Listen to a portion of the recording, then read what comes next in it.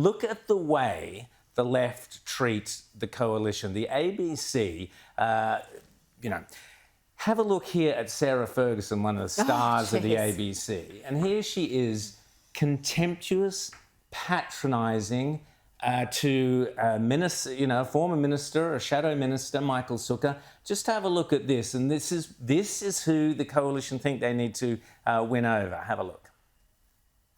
I'm going to ask you one more time, and everyone is listening to me ask this question. Sure. How many social and affordable houses will you build? Well, we will fund social and affordable All right, housing. that's it. You're not answering. Not getting an answer. We are building 55,000 social and affordable homes over 5 years. 28,000. Well, 28,000 of those homes, Michael. What would your mother say, hearing you interrupt her? I've been interrupted the entire time, Sarah. Just please. It's okay. I'm unflappable, Sarah. I've done this my third run at this week. If you would, we are not in a public house. Wow. Let's move on. Well, Rowan, So what excuse would your me. mother say? Appalling behaviour, appalling. Well, you think you host this program? I'm sorry. No. Think about your mother, Rowan. What an extraordinary thing for an ABC host to say to a shadow minister, to say to anybody really, to an adult man talking to an adult woman. Clare O'Neil isn't some child on a playground that's being picked on by, the bully boy. Yeah. She is a minister in the Albanese government with a senior portfolio, and she's debating her shadow. She doesn't need an ABC host to jump in there and say, what would your mother think about this hectoring? And then she asks a question to Sukkar, who begins to answer it, and immediately she cuts him off. It's like, it was comical. It's so patronising, but I think more than just being comical, it's disturbing because obviously we're paying $1 billion a year. We expect the ABC to be impartial. I don't think we expect it anymore, but it is in their charter. And yet the bias from Sarah Ferguson was in full display because when it happened the other way, when Clare O'Neil interrupted Michael Sukkar, there were no warnings of what would your mother say about this? You're going straight to detention, young lady.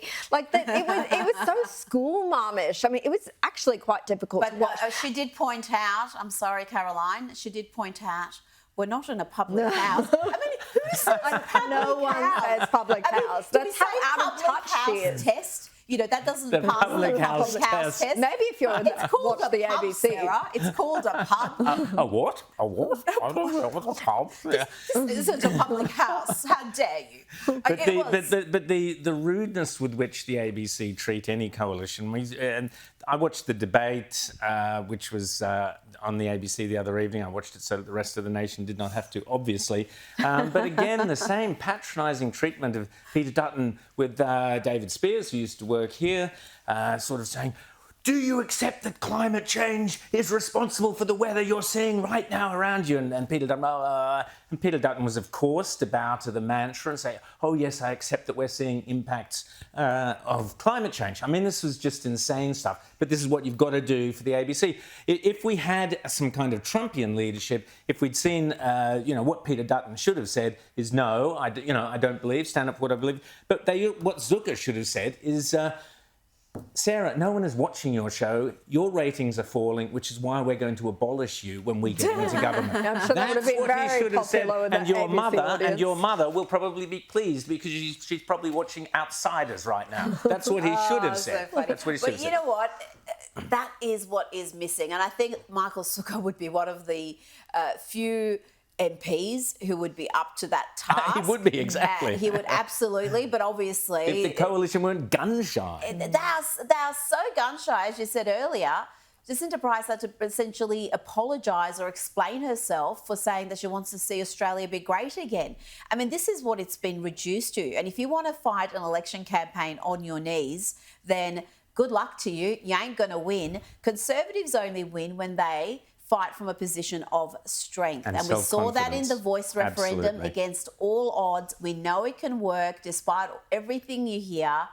Australians are overwhelmingly sensible, they're overwhelmingly, I shouldn't say overwhelmingly, but they are still majority Conservative leaning. Even in Victoria, we saw the Voice defeated, despite the fact that the No camp had very meagre resources to fight that campaign compared to the Yes side. So it is doable, and it's not it is completely achievable, and they are botching it, Rowan.